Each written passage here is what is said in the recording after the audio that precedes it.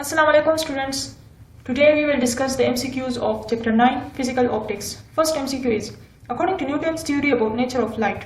So the Newton's theory about nature of light was that he said that light consists of corpuscles shoot out from the luminous body. Now what is corpuscle?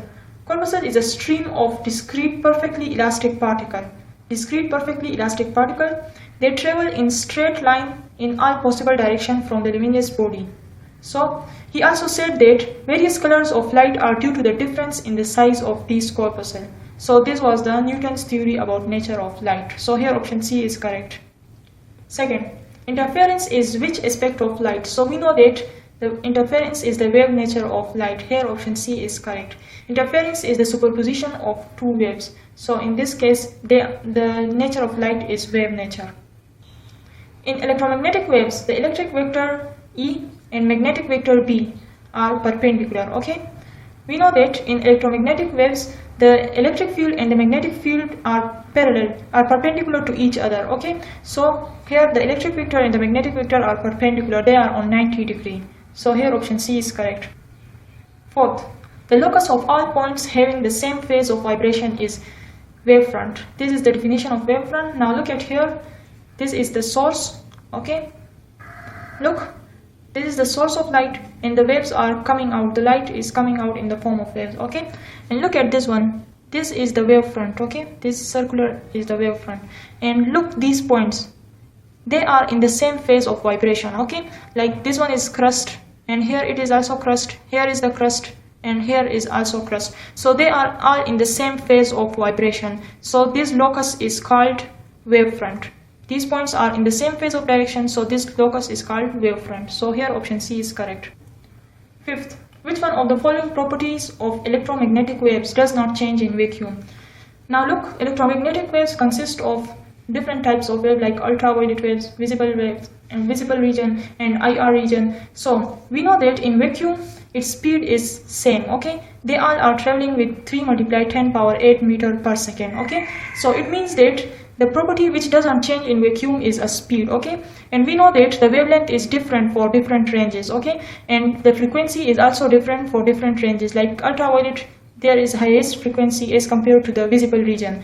So the property which doesn't change in vacuum is a speed. Okay, and while in other medium the speed also change, but in vacuum the speed does not change. So this property remains same for all electromagnetic waves. Here option A is correct. The position of mth bright fringe from the central bright fringe in Young's double slit experiment is.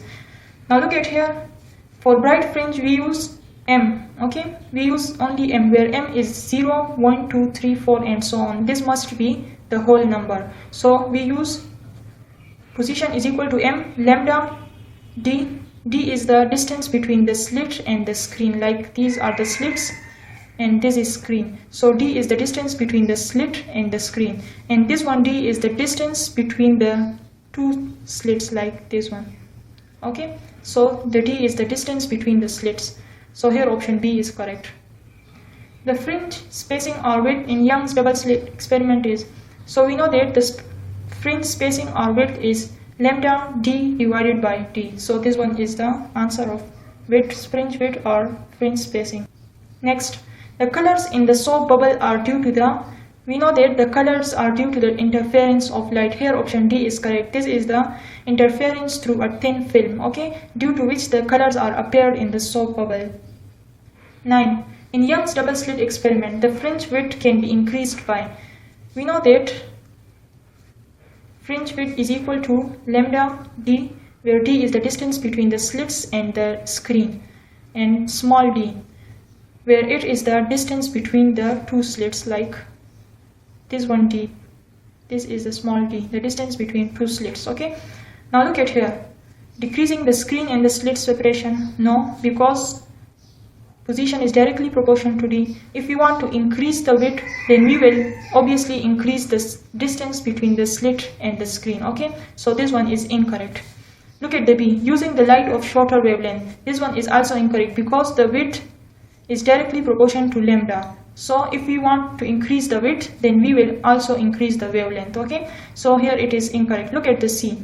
Here it is not increasing. This one option is decreasing the slit separation. Okay, if you want to increase the fringe width, then we will decrease the slit separation. So here option C is correct. Look at here, the fringe width is inversely proportional to the slit separation. Okay, the distance between the two slit. So if you want to increase the width, then we will decrease the separation. Okay, so here option C is correct. Decreasing the slits opening, no, this one do not depend upon the fringe width. Okay, it do not affect the fringe width, so this one is also incorrect. Look at the 10th.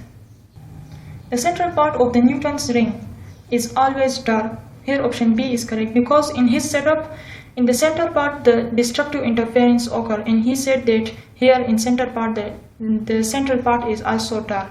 That's why the central part of Newton ring is always dark, because there the destructive interference occur. In interference of the thin film, the interference depend upon, now look, interference depend upon two things. One is optical path difference and the other is phase change, like the incident angle. Okay, angle of incident. So interference through thin film depend upon the optical path difference and the phase change. Here option C is correct. Like look at here, this is a thin film, okay, and a ray incident here. Okay, it incident here.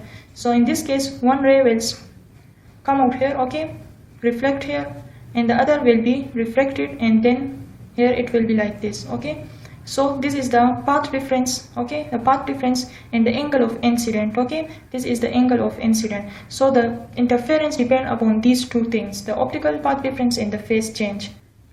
To get the maxima after minima in Michelson interferometer, the movable mirror must be moved by. Now if you want to get the maxima after minima, okay, we have to move the mirror lambda by 4. Okay, we have to move it lambda by 4. And if we want to get the maxima after another maxima, the maxima after another maxima, then we will move it lambda by 2. Okay, lambda by 2. But here in MCQ, to get the maxima after minima, then what we will do, we will move the mirror lambda by 4. So here the answer is lambda by 4. Look at the option B. If you want to get maxima after minima, then we will move the mirror lambda by 4. But if you want to get maxima after maxima or minima after minima, then we will move the mirror lambda by 2. Okay, so here option B is correct. In Michelson interferometer, the mirror is moved by 5 micrometer. 10 fringes were observed. The wavelength of light, we know that lambda is equal to 2p, okay, position p, and divided by m, number of fringes. Okay, here lambda is equal to 2 multiply 5 multiply 10 power minus 6. Okay, this is micrometer, and 10 fringes were observed, divided by 10.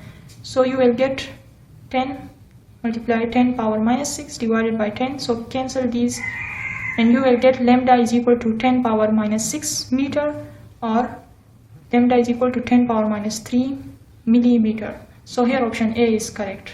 Next one. A sharp diffraction of light will take place if the size of aperture is dash the wavelength of light. Look at option A. If the size of aperture is greater than wavelength, then the diffraction will not occur. Okay, like look, it's the size of aperture. Okay, and if the wavelength is like this, okay, then in that case what will happen? The diffraction will not occur at all. Okay. B, comparable to, then in this case what will happen? The sharp diffraction will not occur. Okay, comparable means that the aperture is like a little smaller, aperture is a little smaller than the wavelength. Okay, then in this case the diffraction will occur, but it will not be sharp. Okay, see, less than that of the wavelength. Now this one is correct. The diffraction will occur, a sharp diffraction will occur, like look at here, and look, if the wave pass through it, then a sharp diffraction will occur. Okay, X-rays can be diffracted by, so X-rays can only, the wavelength of X-rays are very small, the wavelengths of X-rays are very small. So in this case, in order to diffract it, we will need such apertures, such slits where the layers are where the size is very small, the aperture size is very small. So we know that in crystalline solids, the size of aperture is very small, or their layers are very small. Okay, they are very close to each other, the layers are very close to each other. So in this case we will get the X-ray diffracted, we will diffract the X-ray. Okay, look at the A option, diffraction grating. In diffraction grating, the apertures are very small, the layers are the apertures are very large, okay, sorry, the apertures are very large, and the layers are very greater than the wavelength of the X-rays. That's why the diffraction do not occur. In case of amorphous solid, so we know that its molecules are irregular in size, so we don't get the good result for X-rays, okay. The relation for Bragg's law applied to X-ray diffraction is, so we know that Bragg's law is 2d sine theta is equal to n lambda, so option A is correct here, option A. Now look at the next one. Transverse nature of light is verified by polarization, okay. We know that transverse and longitudinal waves, interference, diffraction and dispersion occur, but in transverse only polarization occur. In longitudinal waves the polarization do not occur, while in transverse wave the polarization occur, okay. So in this case, when the light was taken and it is polarized, so they said that light is transverse in nature, so here option A is correct. The waves to be polarized must be, so here we know that the waves must be transverse in nature in order to polarize it, so here option C is correct. The sound waves is longitudinal in nature, and electromagnetic waves are also transverse in nature, but here the transverse wave and other waves are also transverse in nature. Not only the electromagnetic waves are polarized, all the transverse waves can be polarized, okay. So here option C is correct. And while in this category the electromagnetic waves also come, so here we will take the transverse waves. Next, the sun is more red at sunrise and sunset time than the clear moon because of the scattering effect, okay. Which one of the following property of waves is independent of the medium? So we know that wavelength and speed and magnitude, these all three depend upon the medium, but the only frequency depend upon the source. It is independent of the medium, so in this case option B is correct. The independent property is frequency. A movable mirror is moved by 0.2 mm and 1000 fringes were length of light is used, so we have to find the wavelength. Here we know that P is equal to, it is the Michelson interferometer experiment, okay. So P is equal to, position is equal to lambda divided by 4 plus lambda divided by 4, so you will get P is equal to m lambda divided by 2. And here we have to find the wavelength, so wavelength is equal to 2p divided by m. Now look at here, the P is 0.2 mm, okay. Now you put here 0.2 mm, so convert this mm into meter, okay. So you will get lambda is equal to 2 multiply 0.2 multiply 10 power minus 3 meter divided by 1000, and you can also write it like 2 2s are 4, 0.4 multiply 10 power minus 3 and bring this 1000 here in numerator, so you will get 10 power minus 3. Now 0.4 multiply 10 power 6, you will get 0.4 micrometer, okay. So the answer is 0.4 micrometer. According to Huygens light, the light is wave in nature, okay. According to Huygens principle, light is wave in nature, so here option C is correct. He said that this one is the source and the light come here in the form of wavelets, okay, wavelets, and this also form the secondary wavelets, okay. So he said that the light is wave in nature, so here option C is correct. When a ray of light enters a denser transparent medium, there is a change in. Now look at the option frequency of waves. When a light enters from rare medium to the denser medium, then what will happen? Only the speed of waves will change. We know that frequency depend upon the vibrator or the source, okay. It depends upon the source. Type of wave doesn't change, okay. Only the speed and the wavelength changes here, so here option B is correct. Look at the next one, 26. The edge of a blade does not give a sharp image due to the diffraction of the light. Like this is a blade, edge of the blade. So when you diffract light from here, then what will happen? Due to diffraction, the sharp image will not come, okay. Like if you take the blade and put it in front of a light, okay, so on this side you will not get the sharp image, or you will not get the shadow of the blade. This is because of the diffraction of light.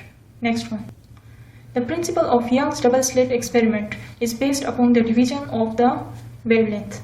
Here option A is correct, because there were two slits and he passed a monochromatic light, and in this case the wavelength was divided like this. So This principle is based upon the division of wavelength. Here option A is correct. The principle of Michelson interferometer is based upon the division of amplitude. According to Snell's law, the angle of incident is equal to the angle of reflection.